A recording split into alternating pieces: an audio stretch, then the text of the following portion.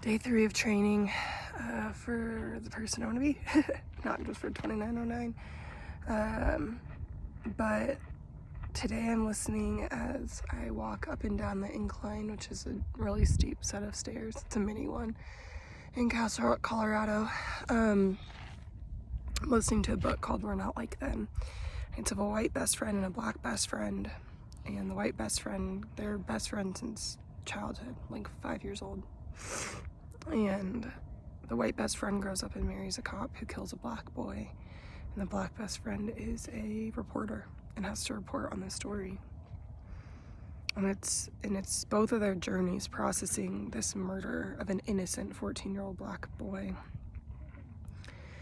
And as I was walking today, I was walking with gratitude, but then sorrow and mourning that for the mountains and the hills and the evil that being not white and American in this world makes you face. And as I took each step, I just started saying the names of people that I love that carry burdens I will never understand simply because of the color of my skin. And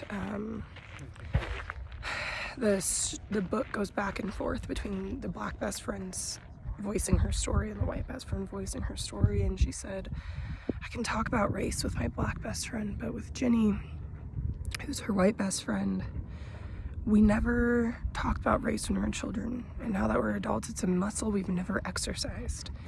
And I think that's true for our country. It's a muscle that we've never exercised of having conversations about heartbreaking things and being able to just mourn and listen and be heartbroken without being defensive. And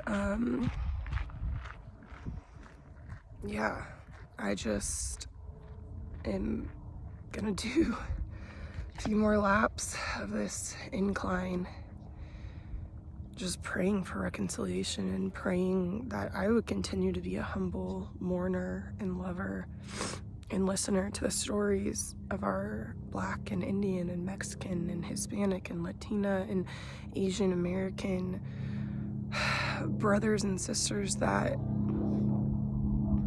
have to climb mountains that we don't have to climb simply because of our skin color.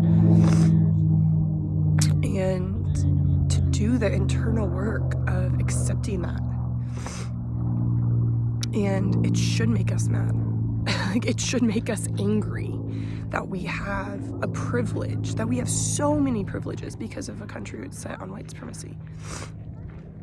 And it has to affect us inside of who we are before a country and a world can change. And it can't do that if we meet truth with pride. And this isn't just people's opinions. This is just truth. And it's the truth of evil. It's the truth of pride. It's the truth of the original sin, that I am better than you, God. And that is what we are telling God, the creator of all, when we look at another human and believe we are better than them because they too are the image of God. The image of God is not white, is not rich, is not male. The image of God is every created being. And so to discount one being of his creation is to discount God himself.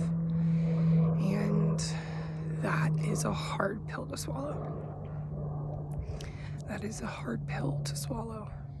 But I pray that we swallow it and that we begin to change. And change begins with mourning. It begins with solitude and with pride and with why these videos will be up long before I tell anyone that they're up. Because this is truly a documentation of my own journey. To be a humble lover. I pray that is my legacy. People say she was humble. She accepted her faults and she admitted when she was wrong. And she loved fiercely and she loved hard. And yeah, it's a hard thing to do, and I want to physically challenge myself to do hard things because they end with such beauty. Like at the end of this incline, you come out to this full panoramic view of the Rocky Mountains in Colorado, the whole Front Range. But the view up the mountain is just this. It's not pretty. Like it's not pretty. The work to get to a more beautiful world, a more beautiful humanity, is hard. It takes your breath out. It knocks the wind out of you. But I pray we do it. I pray I do it. Yeah. With all my love, Keely Wynn.